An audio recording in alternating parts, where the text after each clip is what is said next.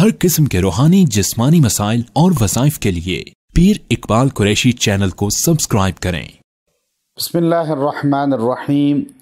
رمضان المبارک کی پہلے عشرے کو نبی کریم صلی اللہ علیہ وآلہ وصحبہ وسلم نے عشرہ رحمت قرار دیا۔ جس کام کا آغاز بھی انسان بسم اللہ الرحمن الرحیم سے کرتا ہے تو اللہ تبارک و تعالی اس میں برکات کا نزول فرماتے ہیں اور اس کے ساتھ اللہ کی خصوصی معاونت ہو جاتی ہے۔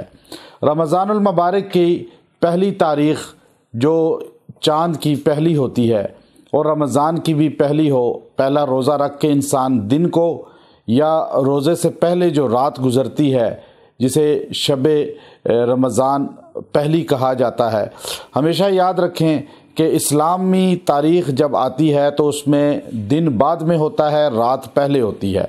پہلے چاند نظر آتا ہے، اس کے بعد پھر روزہ رکھا جاتا ہے۔ پہلے چاند نظر آتا ہے، رات ہوتی ہے، پھر اس کے بعد اگلے دن عید الفطر یا عید الاضحیٰ کو منایا جاتا ہے۔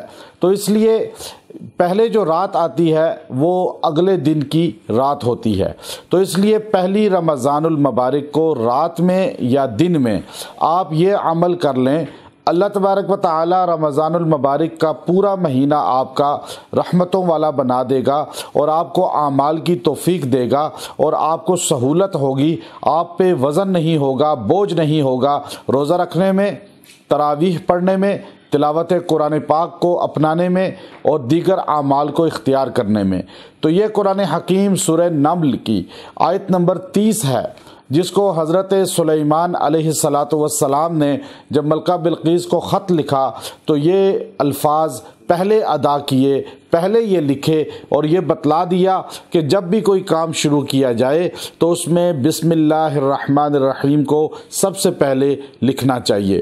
تو اس لیے ہم اس وظیفے کو 70 مرتبہ پہلی رمضان کو پڑھیں۔ آیت نمبر 30 سورہ نمل اور آیت یہ ہے انہ من سلیمان و انہ بسم اللہ الرحمن الرحیم۔